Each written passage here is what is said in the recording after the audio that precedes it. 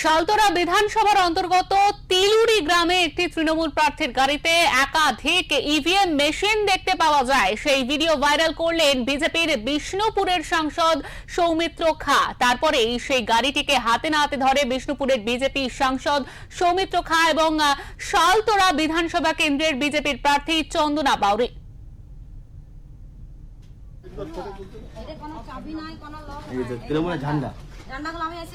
দেখে গুজরাট কিন্তু কি অবস্থা, এরকম করলে তো মানুষের ভোটের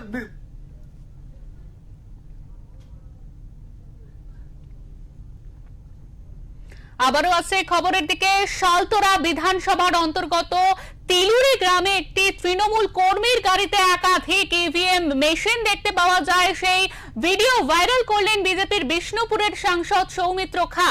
এরপর সেই গাড়িটিকে হাতে নাতে ধরে বিষ্ণুপুরের বিজেপির সাংসদ সৌমিত্র খা এবং শালতরা বিধানসভা কেন্দ্রের বিজেপি প্রার্থী চন্দনা বাউরি।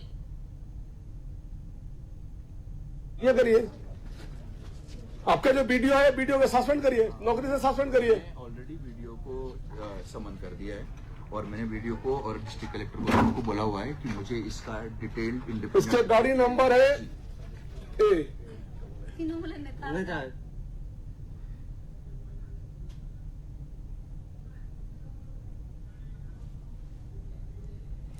ভোট কেন্দ্রে